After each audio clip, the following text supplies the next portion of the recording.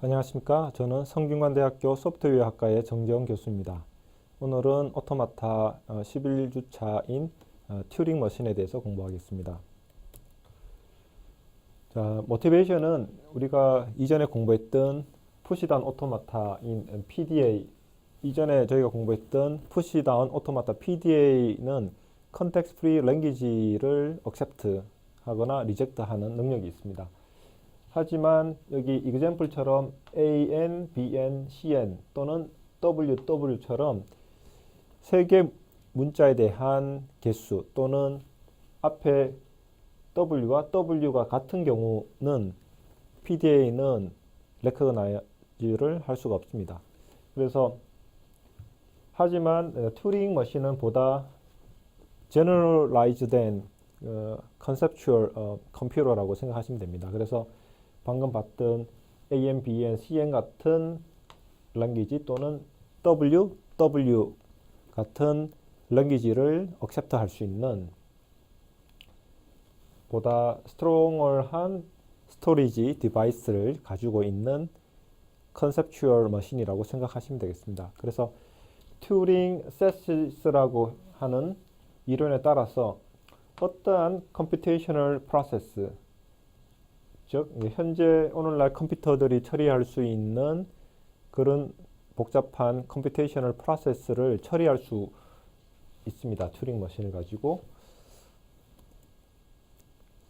먼저 튜링 머신의 데피니션을 보면 PDA, 푸시다운 오토마타처럼 7개의 튜플로 구성되어 있습니다.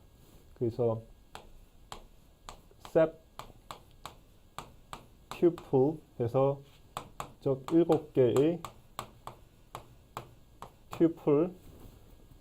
7개의 필드로 구성된 SEP 튜플 머신 M을 저희가 정리를 하는데, 여기서 중요한 것은 세 번째 감마, 그 다음에 델타 트랜지션 펑션, 그리고 이 블랭크라는 캐릭터가 이전에 우리가 봤던 PDA, MPDA와 좀 다릅니다. 그래서 Q는 internal state의 셋이고, 그 다음에 시그마는 input 캐릭터, input 알파벳이라고 보면 되겠습니다. 그리고 이 감마는 여기 탭의 헤드가 리드 라이트 헤드인데 인풋을 읽어가지고 다른 캐릭터로 이렇게 바꿀 수가 있습니다. 그래서 여기 탭 알파벳이라고 해가지고 이 감마가 인풋에 있는 캐릭터를 바꿀 수가 있습니다. 그래서 결과적으로 시그마인 인풋 캐릭터 알파벳은 탭 알파벳 감마에다가 블랭크를 제외한 캐릭터의 서브셋, 똑같을 수도 있고 작은 서브셋일 수가 있습니다. 그 말은 여기 탭 알파벳은 다른 또 캐릭터를 포함할 수 있다는 그런 의미죠. 그리고 중요한 델타 트랜지션 펑션에 대해서 살펴보면은 이니셜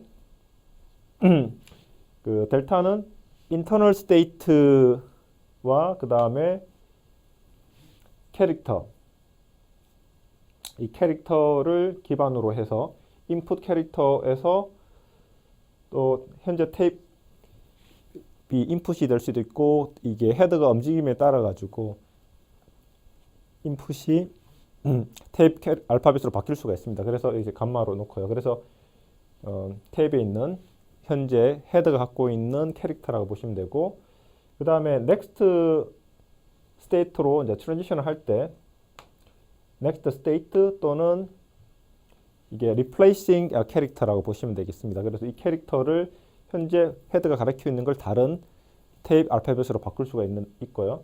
그리고 나서 헤드를 왼쪽 또는 오른쪽으로 이동을 시킬 수가 있습니다. 네. 기존에 우리가 그 NFA, DFA, PDA, MPDA 같은 경우에는 헤드가 항상 오른쪽으로 움직이죠. 읽고 그 다음 읽고 리드만 됐는데,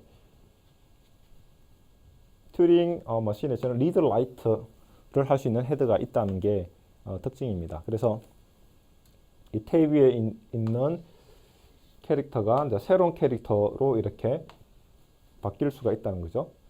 그 다음에 이제 Q0가 initial state, 그 다음에 보통 터미네이션, 인풋의 마지막을 나타내는 스페셜 심볼 블랭크라는 게 있습니다. 그리고 F는 마찬가지로 파이널 스테이트의 셋으로 이렇게 보시면 되겠습니다.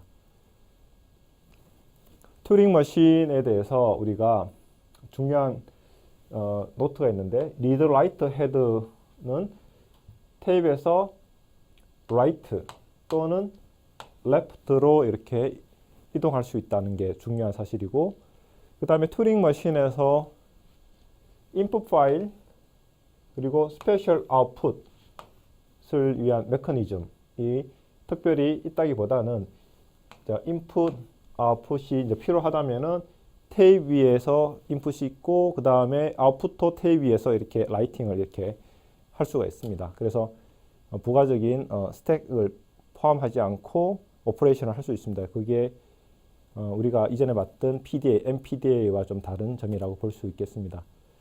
그래서 여기 보시는 것처럼 튜링 머신 M이 있으면 컨트롤 유닛이 인터널 스테이트를 관리하고 있고요. 그 다음에 리드 라이트 헤드죠. 리드 라이트 헤드가 읽고 서기를 합니다. 테이프이 인풋 또는 아웃풋으로 같이 병행해서 사용된다고 생각하시면 되겠습니다.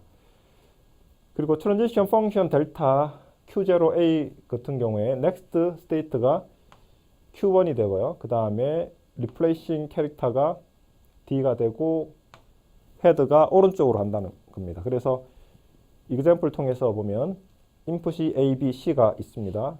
그리고 마지막에 블랭크가 있다고 우리가 생각할 수 있습니다. 실제로 아무것도 없는 게 블랭크입니다. 그러면은 A에서 A를 읽어서 스테이트가 Q0에서 Q1으로 바뀌고 A가 D로 이렇게 바뀌었죠. D로 바뀌고 헤드는 오른쪽 라이트로 이렇게 이동을 합니다. 그래서 트랜지션 펑션은 테이프의 캐릭터를 바꾸고 헤드의 위치를 바꾸고 스테이트도 바뀌는 것을 보여주고 있습니다. 그래서 여기 example에서는 스테이트가 두 개가 있습니다. Q0, Q1. 인풋 알파벳은 AB, 그 다음에 테이프 알파벳으로는 AB와 블랭크 캐릭터가 있고요. 블랭크, 그 다음에 파이널 스테이트는 Q1입니다. 그래서 트랜지션 펑션 델타를 봤을 때 이니셜 스테이트 Q0에서 A를 읽으면은 A가 B로 바뀌고 헤드를 오른쪽으로 옮기고, 그 다음에 이니셜 스테이트에서 B를 읽으면은 B를 그대로 놔두고 R로 합니다. 그 다음에 Q0에서 블랭크 인풋을 다 읽었을 때는 Q1으로 스테이트가 바뀌면서 파이널 스테이트가 되죠. 테이프 알파벳 블랭크, 즉 테이프의 캐릭터는 바뀌지 않고 테이프는 왼쪽으로 이동해서 끝내는 트랜지션을 보여주고 있습니다. 그래서 그림을 보고 이전에 우리가 봤던 트랜지션 펑션들을 보면, 자, 현재 스테이트 Q0에서 A가 있으면은 넥스트 스테이트는 Q0 그대로 가고요. 그 다음에 캐릭터가 B로 바뀌었죠. 그 다음에 Q0에서 또 A가 있으면 마찬가지로 또 B로 바뀌면서 Q0 그대로 있으면서 헤드가 오른쪽 라이트로 합니다. 자, 그런 상황에서 여기 보시는 것처럼 이제는 블랭크죠. 블랭크면은 헤드를 이렇게 왼쪽으로 보낸다 있죠. 여기 보시는 것처럼 블랭크면은 헤드를 왼쪽으로 레프트로 하고 블랭크는 그대로 놔두고 헤드만 이동하는 거죠. 그래서 여기처럼 이렇게 됩니다. 그래서 여기에 있는 시퀀스 오브 무브즈를 우리가 트랜지션 그래프로 우리가 또 표현을 통해서 살펴보면은 이전에 트랜지션 펑션 요 세 개를 여기서 이제 표현할 수가 있죠. 그래서 현재 스테이트 Q0에서 A는 B로 바뀌고 헤드는 라이트로 가고, 그 다음에 B는 B 그대로 놔두고 헤드는 라이트로 가고, 그 다음에 블랭크를 만나면 그대로 놔두고 헤드를 레프트 왼쪽으로 하면서 스테이트를 파이널 스테이트로 바뀌면서 트랜지션이 끝납니다. 이런 튜링 머신을 통해 가지고 우리가 이전에 풀 수 없던 A, N, B, N, cn 또는 w를 처리할 수 있습니다. 물론 여기 문제보다 쉬운 문제인 an, bn 또는 wr에 대한 랭귀지를 처리를 이렇게 물론 할 수가 있습니다. 왜냐하면 튜링 머신이 PDA, MPDA보다 더 파워풀하기 때문이죠. 여기까지 튜링 머신에 대해서 간략한 정의를 살펴봤고요. 그리고 지금 현재 보이는 이 다이어그램은 촘스키라는 언어학자가 포멀 랭귀지에 대해서 하이라키컬 이렇게 구조를 이렇게 표현을 했습니다. 그래서 가장 기본적인 랭귀지가 레귤러 랭귀지고요. 그 다음에 위에 있는 게 Deterministic Context Free Language, DCF라고 되어 있죠. 그 위에 Context Free Language. 이번 그 과목에서는 저희가 Regular Language와 Context Free Language, 그게 포함되어 있는 Deterministic Context Free Language를 공부를 주로 했습니다. 그리고 이제 우리의 자연 언어 같은 Natural Language는 더 복잡한 언어이기 때문에 컨텍스트를 기반으로 해서 Context Sensitive Language 또는 Recursive Language 또는 Recursively Enumerable Language 같은 Formal Language로 표현을 할 수가 있습니다. 그래서 Context Sensitive, Recursive, Recursively Enumerable Language는 실제적으로 이제 컴퓨테이션 시어리에서 이제 후반부에서 공부하는데 이번 강좌에서는 자세하게 다루지 않겠습니다. 컨텍스트 센시티브 그래머에 대해서 우리가 데피니션을 한번 살펴보면은 그래머 G, VTSP가 있으면 컨텍스트 센시티브라고 하면은 프로덕션 이 룰이 X가 Y로 derive 된다고 했을 때 컨텍스트 프리 같은 경우에는 이 X가 항상 variable, 싱글 베리어블이었습니다.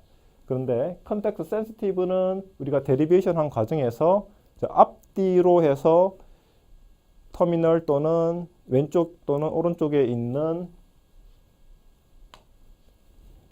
심벌들을 보고 디라이버를 이렇게 하겠다고 하는 게 컨텍스트 센시티브입니다. 그래서 보시는 것처럼 X, Y가 베리어블과 터미널의 이렇게 포지티브 클로즈로 되어 있죠. 그 말은 X의 왼쪽 편, 오른쪽 편에 있는 심벌들을 가지고 next derivation인 Y를 결정하겠다는 겁니다.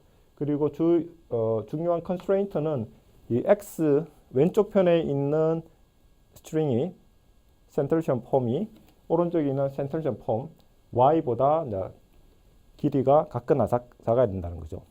그래서 이걸 가지고 보다 더 파워풀한 컴퓨테이션을 할 수가 있겠습니다. 결론을 말씀드리겠습니다. 이번 오토마타 코र्स에서는 주로 Regular Language, 그 다음에 Context Free Language에 대해서 공부를 했습니다. 왜냐하면 Regular Language는 컴파일러에서 주어진 아이덴티파이어, 키워드를 이렇게 찾는 데 사용되는 렉서를 만들 때 사용되고요. 또는 스캐너라고 하죠. 그 다음에 컨텍스트 프리 랭귀지 같은 경우에는 우리가 실제로 펑션이나 그 다음에 루비라든지 컨디션 같은 구조, 신텍스를 분석할 때 사용됩니다. 그래서 파서를 만들 때 사용을 합니다. 그래서 두 가지가 실제적으로 컴퓨터 사이언스에서 많이 사용되는 랭귀지라고 보시면 되겠습니다. 그래서 레귤러 랭귀지에 대한 이퀴벌런트한 걸로 랭귀지를 제너레이션 할 수 있는 그래머, 그리고 컴팩트하게 레귤러 랭귀지를 표현할 수 있는 레귤러 익스프레션, 그리고 레귤러 랭귀지에 대한 오토마타인 파이나이트 오토마타인 디터미니스틱 파이나이트 오토마타 또는 acceptor, non-deterministic finite acceptor인 MPDA 이렇게 해가지고 우리가 공부를 했죠. 그래서 관련된 closure property elementary question인 그 regular language에서 어떤 오퍼레이션이 닫혀 있는지, 우리가 공부를 했습니다. 그 다음에 펌핑 레마를 통해 가지고 어떤 랭귀지가 레귤러 랭귀지가 아니라고 증명할 때 펌핑 레마를 이용해서 증명을 했고요. 어떤 랭귀지가 레귤러 랭귀지라고 증명하려면은 이퀴벌런트한 그래머 또는 레귤러 익스프레션 또는 DFA, NFA를 보여주면 됩니다. 두 번째로 컨텍스트 프리 랭귀지로서 제너레이션 하는 그래머, 그 다음에 해당되는 인식하는 푸시다운 오토마타, PDA 또는 Non-Deterministic PDA를 우리가 공부를 했습니다. 마찬가지로 클로저 프로퍼티와 기본적인 어떤 퀘션들, 그리고 펌핑 레마를 통해서 어떤 랭귀지가 컨텍스트 프리 랭귀지가 아닌지를 증명할 때 펌핑 레마를 이용해서 증명을 했습니다. 그리고 오늘 공부한 튜링 머신과 또 포멀 랭귀지의 하이라키에 대해서 우리가 간단하게 살펴보았습니다. 이번 오토마타 클래스는 오토마타를 이용하는 컴퓨터 사이언스의 여러 도메인 또는 에어리어 중에서 컴파일러, 운영체제, 오퍼레이팅 시스템, 컴퓨터 네트워크스, 인공지능인 아티피셜 인텔리전스, 머신러닝 등에서 많이 사용이 됩니다. 이번 강좌에 여러분께서 함께 해주셔서 감사합니다.